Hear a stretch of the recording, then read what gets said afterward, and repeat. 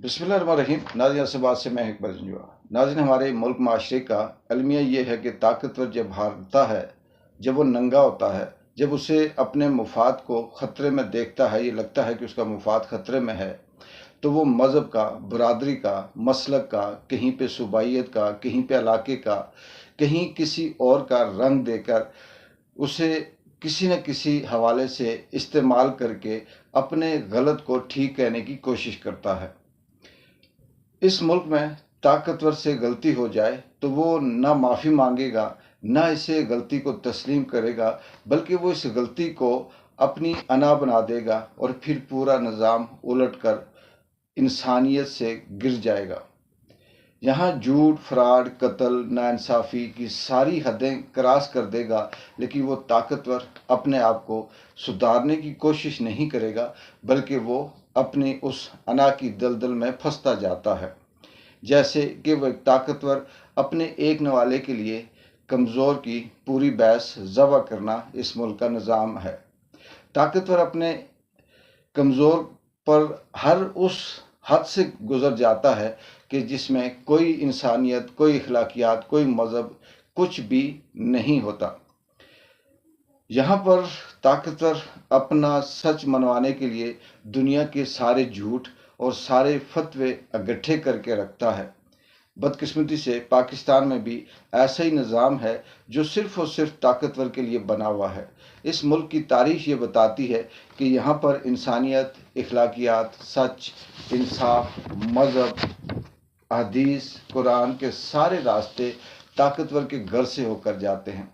कमज़ोर जब हक, सच, इंसाफ, आइन, कानून, उसूल की बात करेगा तो ताकतवर के घर की दीवार इसके लिए सबसे बड़ी रुकावट बन जाती है।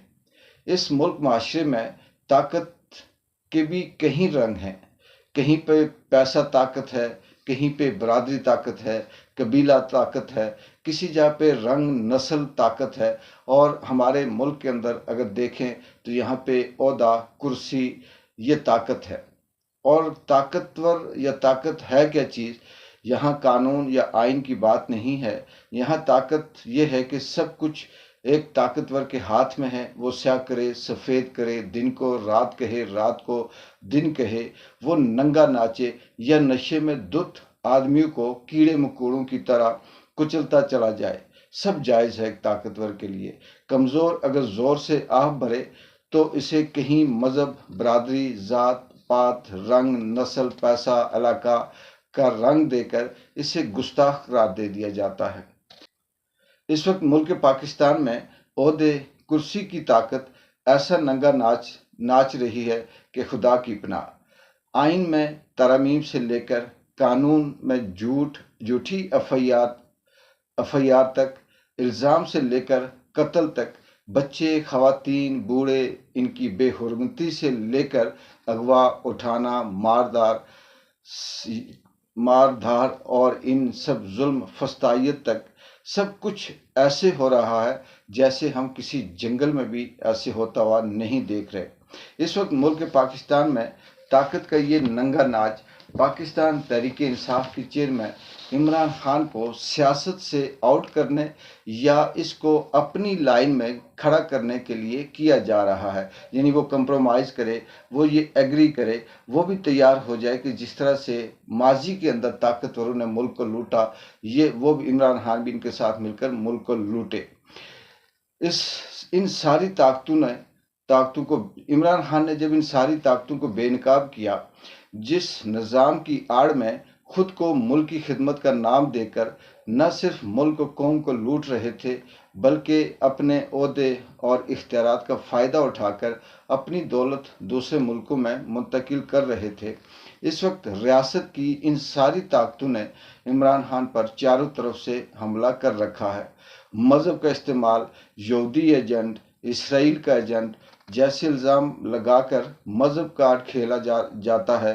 कभी मुल्क दुश्मन कहा जाता है, कभी दहशतगर्द, कभी कातल, कभी औरत कार्ड खेला जाता है।